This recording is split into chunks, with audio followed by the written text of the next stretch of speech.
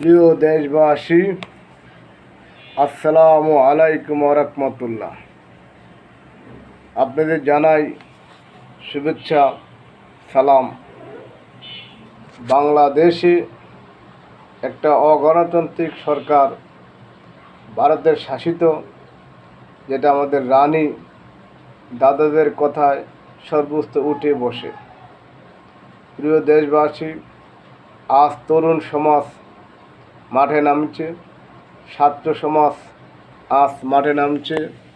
আপনারা সমস্ত জনগণ, পেশাজীবী এবং শ্রমিক কল্যাণ যারা আছে, সবাই আপনারা অতি শীঘ্রই মাঠে নামেন এবং যুদ্ধে ঝাঁপিয়ে পড়েন, এই সরকারকে প্রতিহত করেন। দুর্নীতি, লুটপাট, কীরকম টাকা আমাদের জনগণের টাকা আত্মসাৎ করে বিদেশে পাচার করছে, বিভিন্ন প্রকল্পের নামে টাকা এনে 100 টাকা জায়গায় 10 টাকা খরচ করে 90 টাকা নিজেদের পকেটে নিয়েছে। বাংলাদেশের রিজার্ভ ফান্ড ফাঁকা, পুরা রাষ্ট্রের ফাঁকা, পকেট হলো আওয়ামী লীগের, টাকা হলো আওয়ামী লীগের পকেটে। বর্তমানে পুরা রাষ্ট্র ফাঁকা, আর সমস্ত টাকা হলো তাদের পকেটে।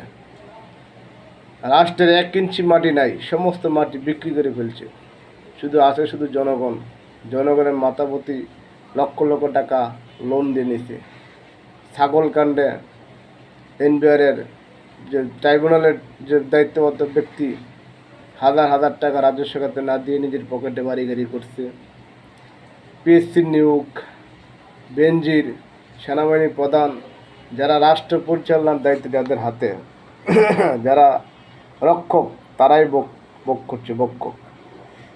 আমার প্রশ্ন হলো, তারা যদি এত টাকা, হাজার হাজার কোটি টাকা মালিক হয়, পাচার করে, তো তাদেরকে যারা নিয়োগ দিছে, তাদেরকে যারা পরিচালনা করছে, সেরকম এমপি মন্ত্রী সরকার কীরকম টাকা তাহলে এরা পাচার করছে? এরা তো ছোট ছোট রাঘবওয়াল, যারা সরকার কর্তৃত্ব, স্বরাষ্ট্রমন্ত্রী, যাদের প্রধানমন্ত্রী, এমপির আত্মীয় স্বজন কীরকম টাকা আত্মসাৎ করে আজকের জনগণের পকেটে টাকা নাই। দ্রব্যমূল্য ঊর্ধ্বগতি, আলু 60 টাকা 70 টাকা কেজি, ইন্ডিয়ার জন্য পদ্মা সেতু করে হাজার হাজার লোন এনে আমাদের উপর গাড়ি চাপায় দিছে।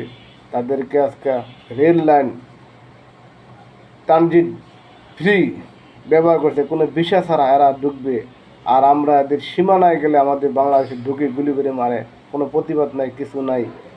এখানে লক্ষ লক্ষ 10 লক্ষ ইন্ডিয়ান চাকরি করে এদের রাজস্ব আয় ইন্ডিয়া নিয়ে চলে যাচ্ছে। 10 মিলিয়নের বেশি প্রতি মান্থলি টাকা ইন্ডিয়া বাংলাদেশে নিয়ে যাচ্ছে। এভাবে কোনো রাষ্ট্র চলতে পারে না, কারণ এরা তো টাকা কামাই করছে, এদের ফ্যামিলি বাড়িঘর সব বিদেশি নাগরিক করে ফেলছে। ভুক্তভোগী শুধু জনগণ, আমি আপনি দিনভর খাইটা পরিশ্রম করে এদেরকে টাকা দিচ্ছি। এই শাসন অত্যাচার থেকে আমাদের বেরিয়ে আসতে হবে। এই জন্য সবাই যুদ্ধের প্রস্তুতি নেন, যুদ্ধের জন্য রেডি হন। এবারের সংগ্রাম দুর্নীতির সংগ্রাম, এবারের সংগ্রাম আমাদের ইন্ডিয়ার দাসত্বের বিরুদ্ধে সংগ্রাম। আমাদের জয় হবে। বাংলাদেশ জিন্দাবাদ, ইনশাআল্লাহ।